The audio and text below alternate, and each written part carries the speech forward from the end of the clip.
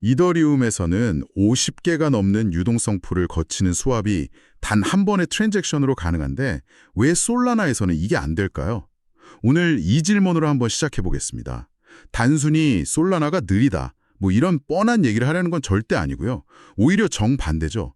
속도는 현존하는 체인 중에 가장 빠르다고 알려져 있는데 왜 유독 특정 복잡한 금융 작업은 구조적으로 꽉 막혀 있는지 오늘 그 근본적인 이유를 한번 파헤쳐 보겠습니다. 네, 오늘 이야기는 솔라나의 그 엄청난 가능성과 동시에 어쩌면 많은 분들이 잘 모르셨을 명확한 한계를 같이 짚어보는 시간이 될 것 같습니다.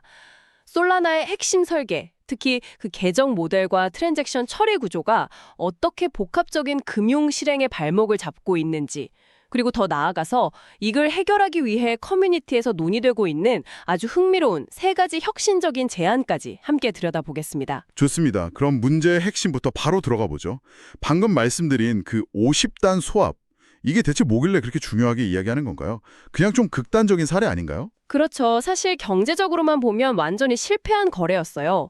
실제로 이더리움 메인넷에서 있었던 일인데 37개의 다른 토큰, 50개의 유동성 풀, 6개 거래소를 거치는 수합이었죠. 이걸로 얻은 수익은 고작 1달러 정도인데 가스비로 거의 400만 원을 썼으니까요. 400만 원이요? 와, 정말 말도 안 되는 거래네요. 그런데 왜 이게 이더리움의 강점을 보여주는 사례가 되는 거죠? 으로 가능했다는 사실 그 자체예요. 마치 레고 블록 수만 개로 뭘 만들든 자유인 것처럼 어떤 조건과 경로든 일단 조립해서 실행할 수 있다는 걸 보여준 거죠. 이게 바로 이더리움의 가장 큰 무기인 컴포저빌리티, 즉 조립 가능성을 가장 극적으로 보여주는 증거입니다. 아, 알겠습니다. 그러니까 돈이 되냐 안 되냐를 떠나서 이 블록체인이 얼마나 복잡한 논리를 자유롭게 표현하고 실행할 수 있는지 그걸 보여주는 일종의 척도라는 말씀이시군요. 맞습니다. 그런데 솔라나에서는 이게 아예 시도조차 안 된다는 거잖아요. 대체 왜 그런 건가요? 네, 이게 구조적으로 불가능합니다. 트랜잭션을 만드는 방식부터가 근본적으로 다르기 때문인데요. 첫 번째 한계가 바로 계정 모델에 있습니다. 이더리움에서는 아주 간단해요. 개발자는 그냥 어떤 스마트 컨트랙트에 어떤 함수를 실행해달라고 요청만 하면 끝이거든요. 그럼 나머지는 EVM이 알아서 처리해주고요. 그렇죠. 이더리움 가상 머신이 알아서 그 함수 실행에 필요한 모든 계정들을 찾아내고 상태를 변경하죠. 하지만 솔라나는 다르다고 들었어요. 뭔가 사전에 더 많은 정보를 줘야 한다고요? 맞습니다. 솔라나에게 일을 시키려면 이번 트랜잭션이 실행되는 동안 접근할 모든 계정의 주소를 사전에 하나도 빠짐없이 목록으로 만들어줘 보내야만 합니다. 비유하자면 요리를 시작하기 전에 필요한 모든 재료와 도구를 식탁 위에 완벽하게 다 펼쳐놔야만 요리를 시작할 수 있는 아주 깐깐한 셰프 같은 거죠. 잠깐만요. 듣기만 해도 굉장히 비효율적인데요. 개발자가 어떻게 그 트랜잭션이 건드릴 모든 계정을 미리 다 알 수 있죠? 그리고 굳이 그렇게 하는 이유가 뭔가요? 아주 좋은 지적입니다. 바로 그 방식 덕분에 솔라나가 빠른 겁니다. 어떤 트랜잭션이 어떤 계정들을 건드릴지 미리 아니까 서로 겹치지 않는 트랜잭션들을 동시에, 즉 병렬로 처리해서 속도를 극대화할 수 있는 거죠. 속도를 위한 선택이었던 셈입니다. 하지만 이 선택이 치명적인 한계를 만듭니다. 바로 트랜잭션 크기 제한 때문이에요. 그 유명한 1232바이트 제한이요. 네, 솔라나에서 계정 주소 하나가 32바이트를 차지하는데 트랜잭션 하나가 담을 수 있는 최대 크기는 1232바이트입니다. 단순 계산만 해봐도 약 38개의 계정 주소만 넣으면 트랜잭션이 데이터로 꽉 차버려요. 38개요? 네, 그러니 50개의 유동성 풀을 거쳐야 하는 수합은 애초에 트랜잭션조차 만들 수가 없는 겁니다. 와, 생각보다 훨씬 더 작네요. 근데 솔라나 개발자들이 이걸 몰랐을 리는 없을 텐데 뭔가 해결책을 만들어 두지 않았나요? 상식적으로 말이 안 되는데요. 물론 있습니다. 그래서 나온 기술이 바로 계정 조회 테이블, 그러니까 ACLT입니다. 이론적으로는 이 문제를 해결해 줄 수 있어요. 하나의 특수 계정에 최대 256개의 다른 계정 주소를 미리 저장해 두고 트랜잭션에는 이 수많은 주소 대신에 그 특수 계정 주소 하나만 딱 넣는 거죠. 그럼 크기를 아낄 수 있으니까요. 오, 그럼 된 거 아닌가요? 그걸 쓰면 50단 수합도 가능하겠네요. 이론상으로는요. 하지만 현실에서는 이게 완벽한 해결책이 되지 못합니다. ACLT는 미리 만들어서 온체인에 등록해야 하고 이 과정에 당연히 비용이 발생하거든요. 일반 사용자가 복잡한 거래를 한번 하려고 할 때마다 득석에서 ACLT를 만들고 등록해서 쓰기엔 경제적으로나 기술적으로나 부담이 너무 크죠. 결국 ALT를 실질적으로 사용하는 주체는 정해져 있겠군요. 주피터 같은 대형 애그리게이터나 대형 거래소, 소위 말하는 고래들처럼요. 그렇죠. 이들은 자주 사용하는 수압 경로를 미리 ALT로 만들어두고 계속 재사용하겠죠. 모두를 위한 보편적인 해결책이라고 보기는 어렵습니다. 그렇군요. 그리고 더 본질적인 문제도 있어요. 바로 솔라나의 인스트럭션이라는 구조 자체의 한계입니다.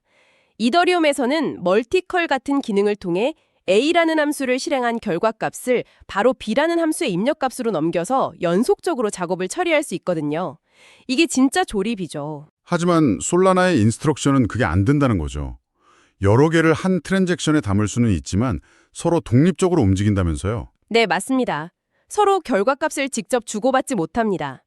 이게 왜 심각한 문제냐면 예를 들어 첫 번째 수압을 통해 얻은 토큰을 가지고 두 번째 수압을 하려고 할 때 결과값을 바로 전달하지 못하니까 아주 번거로운 과정을 거쳐야 해요. 어떤 과정이죠? 첫 번째 인스트럭션의 실행 결과를 임시 계정이라는 별도의 저장 공간에 잠시 기록했다가 두 번째 인스트럭션이 그 계정을 다시 읽어오는 방식으로 통신해야 합니다. 와, 그러니까 두 사람이 대화를 하는데 말을 직접 하는 게 아니라 한 사람이 칠판에 글씨를 쓰면 다른 사람이 그걸 보고 지운 다음에 다시 자기 할 말을 쓰는 것과 비슷하네요. 정확한 비유입니다. 개발자 입장에서는 간단한 기능 하나 만들려 해도 데이터를 주고받기 위한 임시 계정을 설계하고 관리하는 추가적인 일을 해야만 한다는 뜻이군요.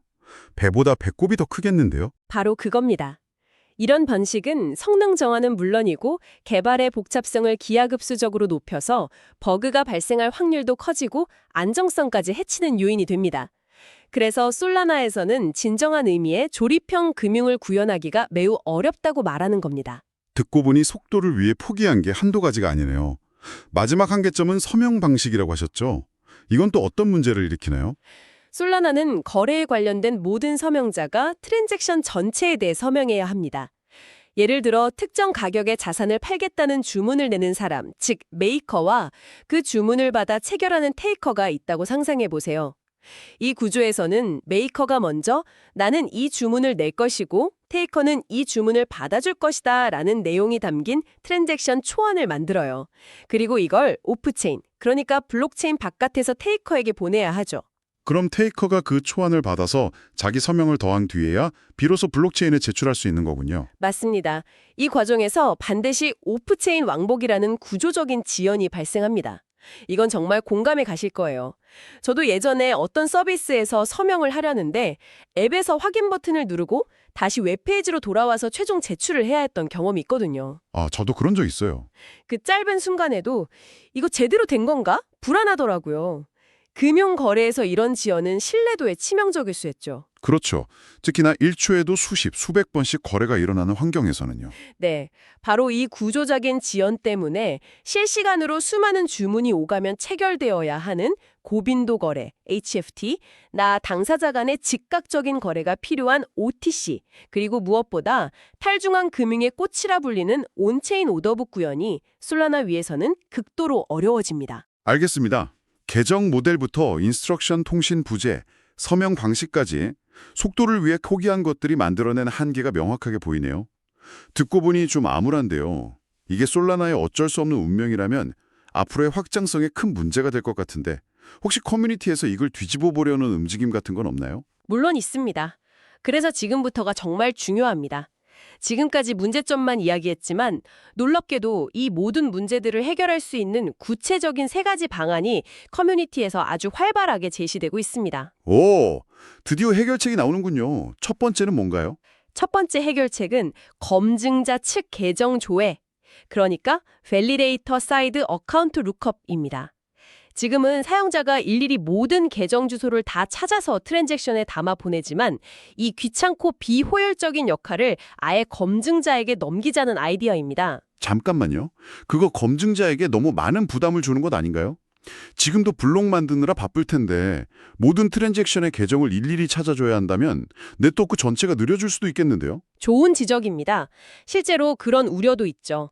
하지만 반대로 생각해보면 검증자는 어차피 블록체인의 모든 상태 정보에 접근할 수 있습니다. 이걸 잘 활용하면 오히려 더 효율적일 수 있어요.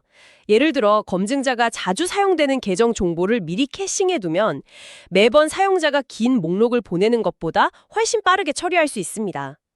사용자는 이 프로그램을 실행하고 싶어 정도의 최소한의 정보만 보내면 되니까 트랜잭션은 훨씬 가벼워지고 사실상 ALT는 더 이상 필요 없어지는 거죠. 두 번째 해결책은 아까 말한 반환값 없는 문제를 정면으로 돌파하는 거겠군요. 정확합니다.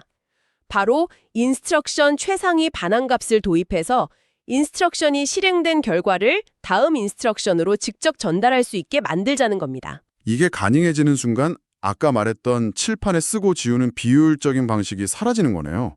그 파급 효과가 엄청나겠는데요? 완전히 다른 차원의 체인이 됩니다.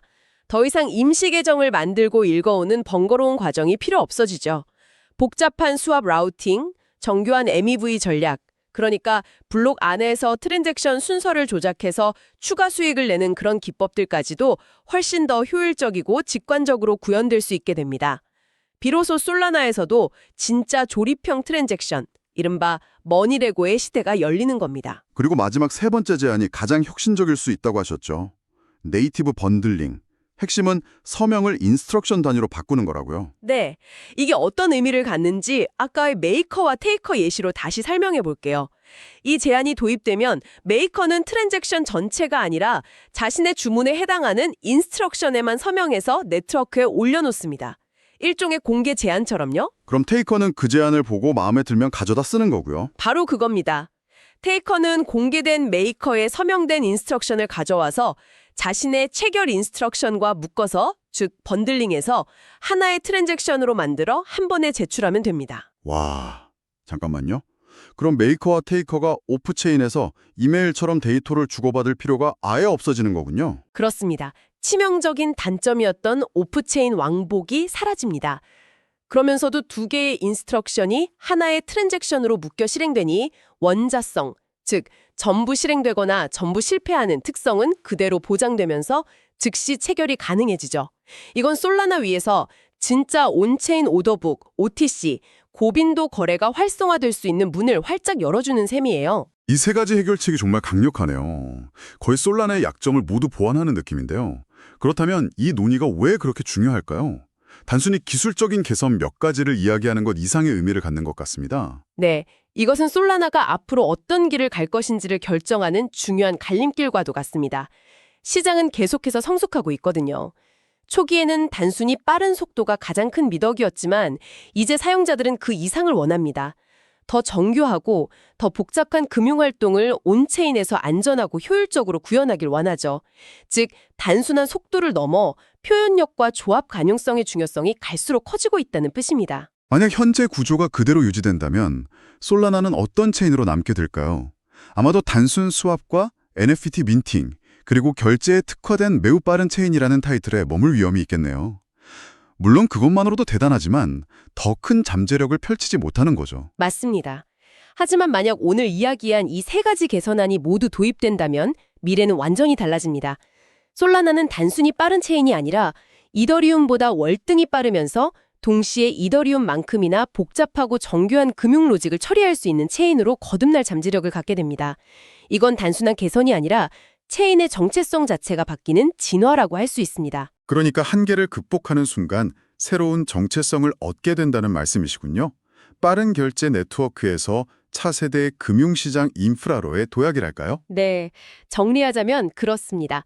솔라나는 병렬 처리 아키텍처 덕분에 엄청난 속도라는 타의 추종을 불허하는 장점을 가졌습니다.